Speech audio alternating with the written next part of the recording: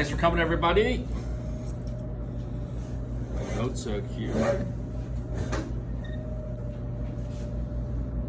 Frank, what date did we do this transaction? Do you remember?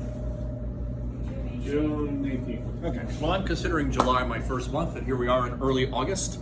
And so I want to give you an update. When we do a turnaround, one of the things that I find, this may not be relevant to you guys, but one of the things that I find is that there's been a bunch of promises made, there's been a lack of communication, and so the last thing you want to see, I think, is someone new show up and start making you promises right off the bat. So we don't do that. I don't do that. What we do is just tell you what we're up to, and then periodically, right now, this is our first time, I'm going to give you some factual updates of what we did in July, and I'm going to tell you what my priorities are for August, and I'm going to bring you into this so that you all know what's going on. And that's the entire point of today. And when I'm talking, I always love doing Q&A. So if you have questions, this is a good opportunity. I'm available to you 24/7. Angela has my contact information, phone and email. So anytime you want to bring up an issue or ask a question or what have you, just do it. But right now, if you're comfortable in front of your teammates here, feel free to get your questions together in your head. You know, a turnaround depends on the company. Everyone's different, but bottom line is a turnaround always takes about a year to get you just kind of to the point of break even when you've been losing money and to get things stabilized. And then years 2 and 3, you start getting, you do continuous improvement, and it kind of moves out of the emergency mode and into things are going pretty good, and how do we invest in our future kind of mode, which is a whole different thing. And that year of a turnaround, the systems that you put into place at the beginning may only take a month or 2 or 3 months or sometimes half a year in a really troubled place to understand what the problem is, put the systems in place, but then what happens is you don't get to see the benefit of it, and financially we don't see the benefit until those systems work their way through the company. All right, and so we're just starting on this. You're not going to see some of the changes that we've made. Some of them you're not going to see ever, and I'll tell you why. And some of them you're not going to see for a little while, and I'll tell you why in a minute. So it's good just to have these types of meetings and just for me to tell you what we've been up to, okay? Yeah, go ahead. Could you just introduce who you are? Because some of these people weren't here. Some of you are new. Very good point. My name is Scott Sinclair. I bought the company in June of something, and we were, as a company, in a bit of trouble, or a lot of trouble. We were in financial trouble before COVID hit. COVID was a major hit to the company, and Frank and his partner Ron sought help, and we worked out a transaction that the bottom line of which is we saved jobs and we saved the company, and we I'm not going to tell you we got a big pile of gold out back, but we're able to deal with the things that we need to deal with as long as we're smart about it. And so like I said, I've been on the job as president and owner for about a month and a little bit, and this is my first. When I first came in, I introduced myself in a similar setting, and I don't remember what I said, but just an introduction, and thanked Frank and his partner Ron for doing the right thing for you guys. And now is an update because we've had a month under our belt. Where was I? Regular updates.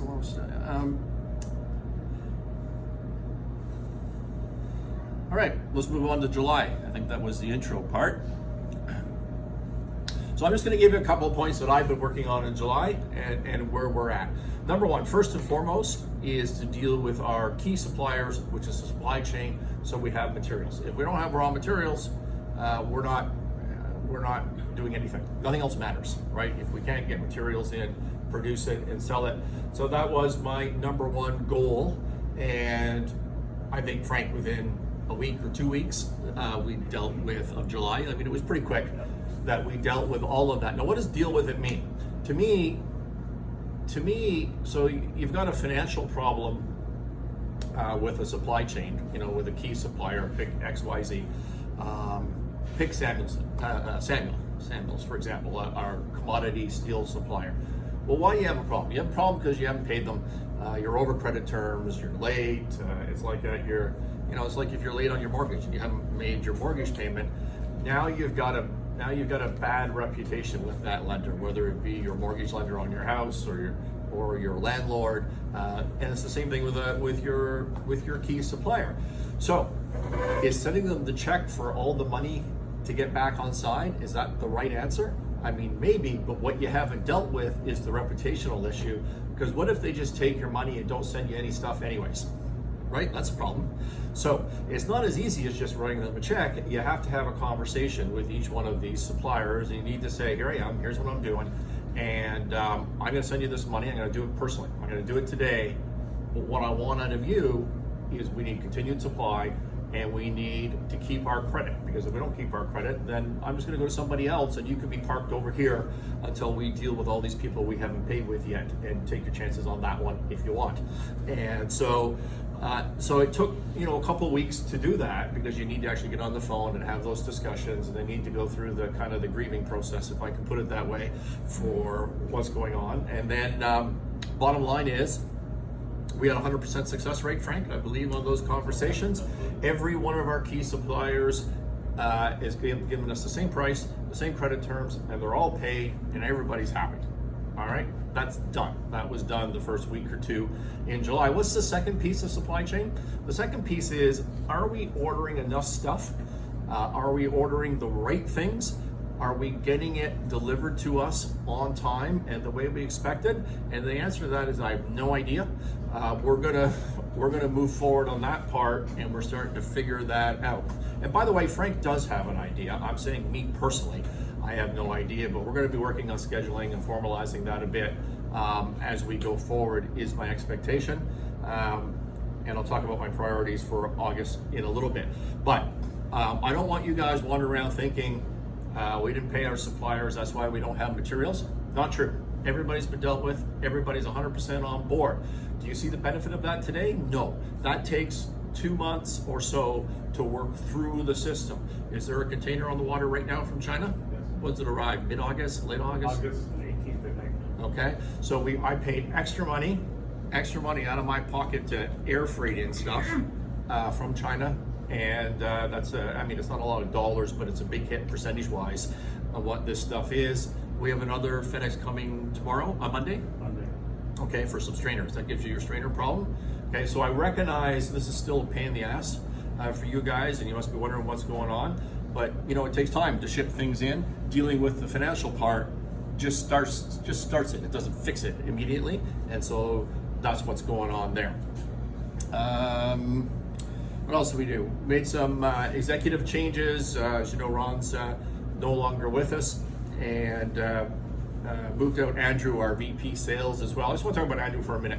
I met Andrew twice, I think, just online. He wasn't working in the office. Like him a lot. Seems like a really good guy. But this comes down to two things for me, and I think it's important for you to understand, not because of Andrew, but just for the business itself and your jobs.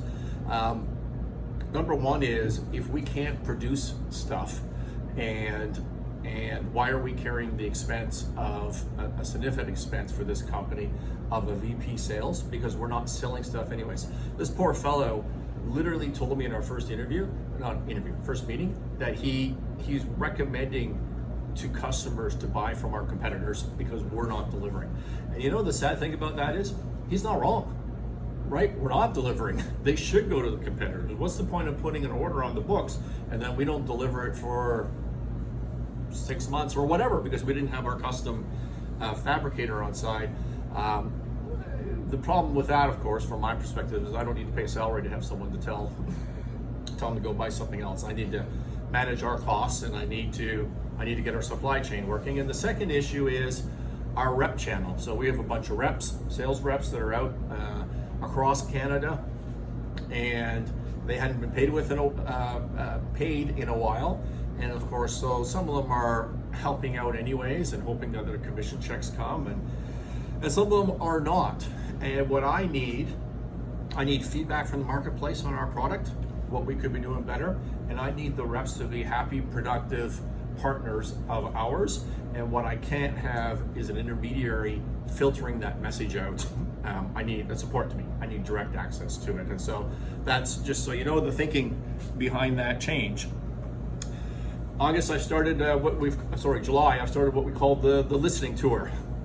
And so the idea here is, think about it. How does someone like me, if you were me and you walk into this company, how the hell do you know what's going on and what's wrong and what needs to be fixed? All you see is some financial information. You know, for months I had one point of contact, which was Frank and his partner Ron. But what's really going on and what is everybody's perspective? And the answer to this is to go around and ask people, right? Just ask people.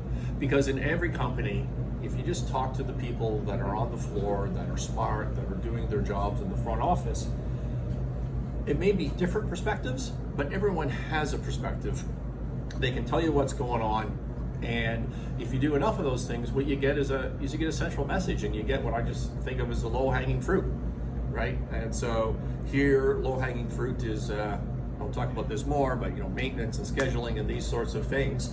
And I'm only partway through it, so I've done, I don't know, 4 or 5 one-hour meetings so far, and eventually I'm going to get to every one of you, and I just want to hear what you think is wrong with Novanni, and so that we can get it on the list and create systems to deal with those problems.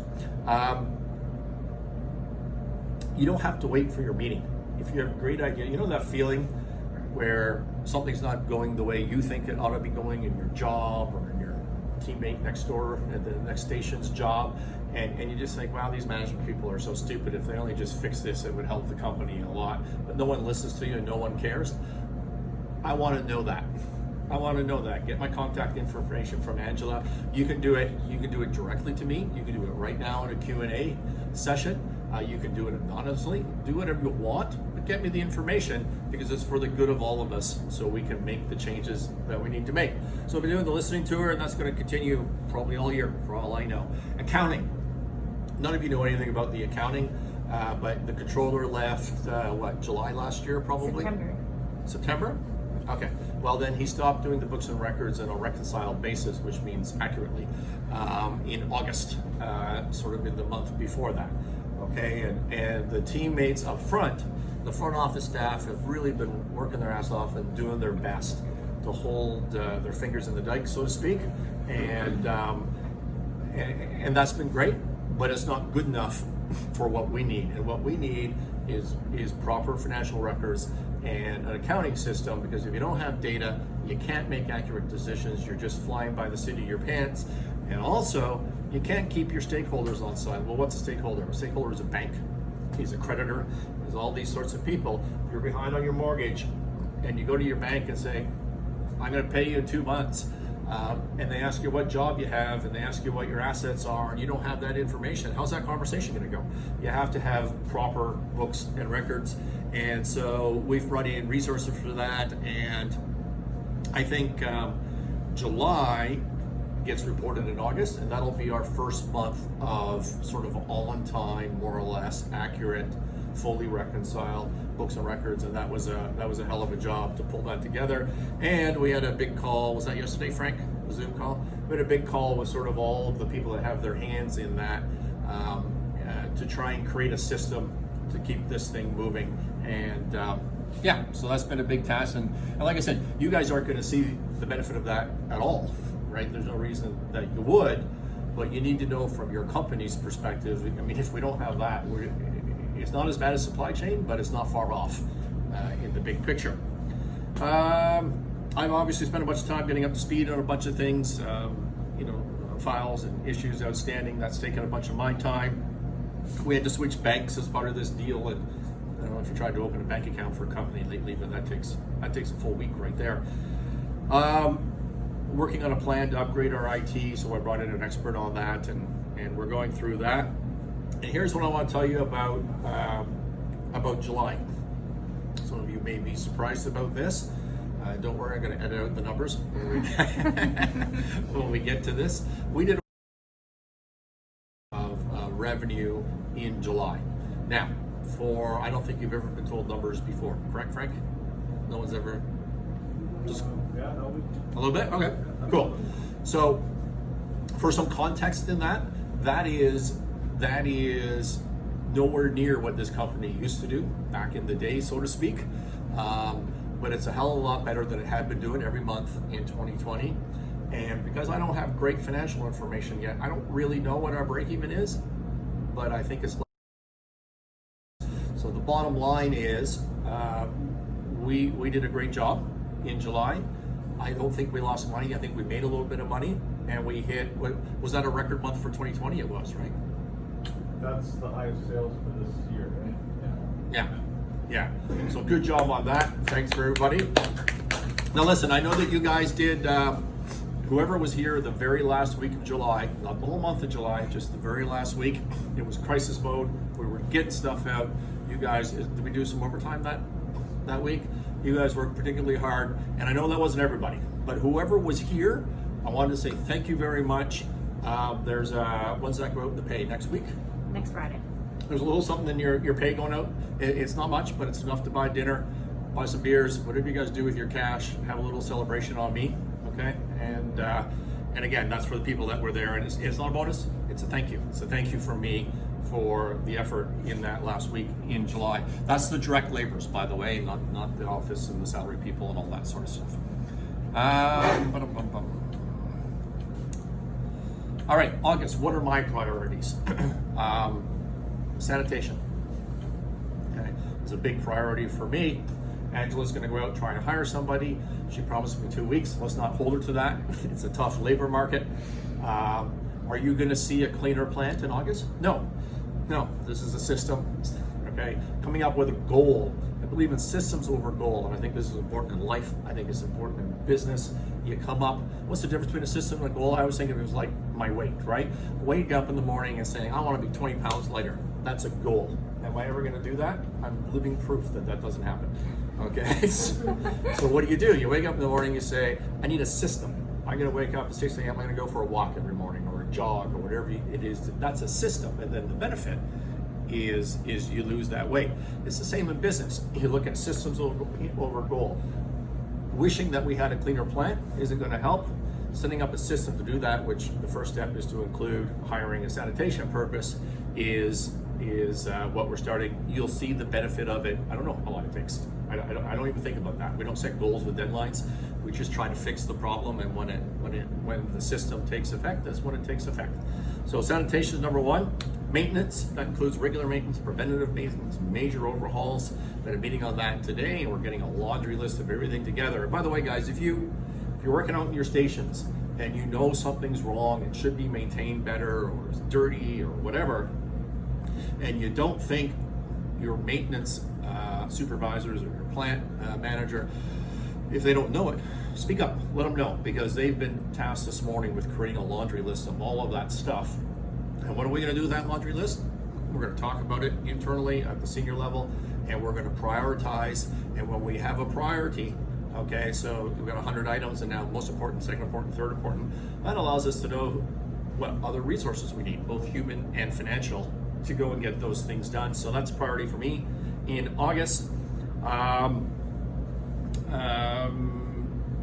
Scheduling and planning of production is another priority of mine. I don't want to shock Frank, we haven't even had a chance to talk about it yet, but I learned in my drive here, I had someone doing an analysis for me that actually I'm gonna make this fun, and you're not allowed to answer. 80% of our revenue comes from what percentage of our SKUs? Anybody wanna guess at that? 1%? Anybody else? Because I guessed 20. Frank, what would you guess? I'd probably say about 8. 7.5. I was thinking 5. 7.5. Dead on, man. I mean, I just didn't even know the question before you started. He's like the amazing Kruskin or whatever the guy said. Yeah, 7.5% of our SKUs generate 80% of our revenue. I'm going to talk to Frank about this. We're going to work on scheduling. Makes a lot of sense to me that we're not producing those SKUs in particular to ship, that we're producing for finished goods, and we make an investment in that. And so we'll work on a plan. Like I don't know what the answer is yet, but as an issue that I want to create a system for, that's on my priority list. And then obviously there's a million other things that we'll be dealing with in August on the day-to-day, but those are my big ones that I want to get moving on. That's all I have for you today. We'll do these. I don't like to make promises on regularity because who the hell knows with my schedule, but you know, as it makes sense, if we could do it once a month, that'd be awesome, but we'll see. Questions? Comments? Don't be shy, folks. Nothing. We're all good. Oh, Just wondering if, back to our areas and the cleanliness and all that, yeah. when we used to have meetings for health and safety, there was a few things brought up, but financially we couldn't do it, like new mats, kind of stuff like that. Yep. Is that maybe something we could look at? 100%. So the question, I know with Mascot, it's hard to hear people. So the question was, when things were better off, they used to have mats and some of the things you said I didn't quite hear in the stations, and then they were being brought up when the financial trouble hit. Those were being brought up and they weren't being dealt with. Let your supervisor know, whoever that may be, or let maintenance know. Make sure it gets on the list, that they get it on the list. And like I said, all of these things aren't going to be changed all at once, but the trick from my perspective is if we never know about it, it's never going to be on the list and we can't deal with it. And then we deal with our priorities, because what's going to happen is there's going to be a lot of stuff on that list and we just need to pick and choose what's the easiest to do. Okay? Like the quickest, what we can have the most impact, what's the most important. Angela, you had a question? I was going to make a comment. I'm going to try and do a couple of circulations on the floor so that while you're at your workstation, I'll come and ask you about your machine and what sort of changes you think. And it's a lot easier to think about it while you're at your machine, but by all means, be brave enough to come talk about it today. Okay, anybody else? Is it possible to make like our own list where we work? Do it. And just get who we can hand that into? Angela or? Give it to Angela. I asked her to coordinate all this sort of stuff for me, and you can do it by email or handwrite it or type it, like whatever you want to do. Absolutely.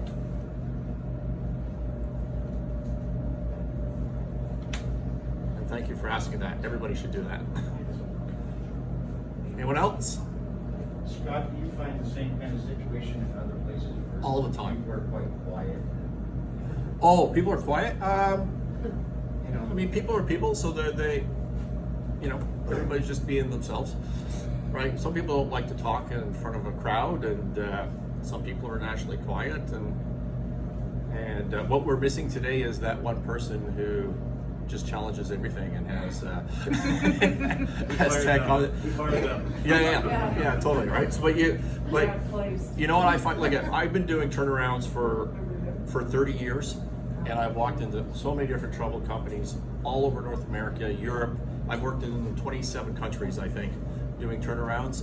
And there's a lot of similarity. I will tell you a great thing about Novanni, and maybe it's kind of the small town that we come from, but we have good people, and you guys act as a team, and you try to help each other out. And so I think that's part of it. I mean, we have to change culture, but we don't have to change culture from being a bunch of jerks to being good people, which is the helpful thing. So every company you've taken over, have you turned them all around, or has any failed that you've had to close? No, sure, we failed. Not recently, right? It's look, if I thought there was a legitimate chance of failure, I wouldn't have bought the money, right? Because I do a lot of client work. I don't just buy things, and so sometimes you have to. It's like think of a medical patient, right? A doctor doesn't say, "Wow, you're going to die in an hour, so I'm not going to try and help you," right? You have to do that, right? But maybe they don't adopt them.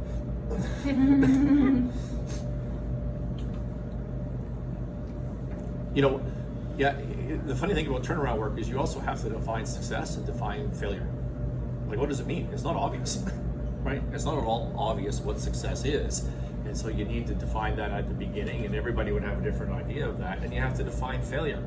There's a pretty good chance we're going to go through a formalized restructuring process here to deal with our balance sheet, to deal with the creditors, of which there's a lot that we haven't paid. Okay? If we do that, is that a failure? No. We operate our business. I'm personally in control, of that bus because we bought the bank out. So I actually owned the bank's paper and the security over Novanni. So nobody else behind us can threaten us in any substantial way because I trumped them 100%. So is that a failure? No. That's just part of the realities of life, and we come out the other side way healthier. Are you guys even going to notice? No. I'm just telling you because I don't like to hide things. I like to be an open book, but you know, it's important in a turnaround to define. I define it as jobs. That's how I define it because I think if you, in my business, you've always got competing stakeholders, right? If the bank wants this, Frank wants that, you guys want this, suppliers want that, and the whole definition of being troubled is you don't have enough resources, right? So how do you allocate those? And what I've learned over 30 years is if I just, at the end of the day, if I just think in my mind about the people in the back and the jobs, that's always the right decision. Because it's always about, you know, it's always about money, but not today's money, about value, creating value down the road. And what is value? Well, part of it is the jobs in the back, right? Which doesn't mean 100% of jobs. You know, it doesn't mean that companies don't have to lay off or restructure their human resources, that sort of stuff. But as a guiding principle, thinking about jobs is always the right answer, I find. Will you be hiring any skilled laborers? Probably. So, for example, we had a maintenance meeting this morning, and it was raised with me that we need some maintenance help. Well, I think that's plainly obvious. Okay, but what is the maintenance help? What is that skill? What do we do? How do we define that? And the answer is create that laundry list of things we need to fix, prioritize them, and then look at the resources associated with that, those jobs that need to be done. And so we need to do that first. There's two things I find in a turnaround that people do all the time that don't work. Number one is they stop doing their accounting. This is 100% correlation with my experience in troubled companies is the accounting sucks. Now, were they troubled because the accounting sucked? Or did they stop doing good accounting because they were in trouble? I don't know. This is not a Novanni comment. This is just a troubled company issue. You can't cut back on your accounting. You need to double down on it. And human resources. The number of people that you have. Does it do you any good to cut costs by getting rid of key people or skilled labor, paying the severance out? So you didn't save any money. You didn't save it. In fact, you incurred extra money because you had to pay a lawyer, right? So it actually cost you more of your cash flow. You lost the talent, and you can't implement change. And if you look at the what's our direct labor on our income statement? About 30%, somewhere in that range. It's usually around 5% of the direct labor of the cost of sales. No, of revenue. Of revenue, It's way more than that. It's about. about 7. Direct labor is about 7%. Okay, I could be dead wrong with it. Well, but if you're right, okay, I thought it was. How do you define direct labor? Okay, in my head it was 30, but let's just use your either one, 30 or 7, it doesn't matter. Maybe we're talking apples and oranges here. But if you save, I don't know, say you cut your direct labor by 10%. So now you went from 7% of your revenue down to a much it only impacted you this much. I think you need to invest in your skilled labor if you're going to affect change, which is what we're all about. And that was a long, uncohesive answer that didn't really make much sense, but hopefully you get the point. Anything else? Everybody good? Let's go back to work. Thank you. Well, before everybody goes, just a couple things. We've been building sinks all week without strainers. We're waiting for a couple components. One is supposed to be here this afternoon on UPS. Is that right, Wendy? 7 of the 8 boxes are supposed to come. How many? 7 of the 8 boxes are supposed to come. Okay, so that's the little plastic washer. Yeah. There's a seal grommet, a seal washer for that goes in the same assembly. I was promised that it was shipped on Thursday.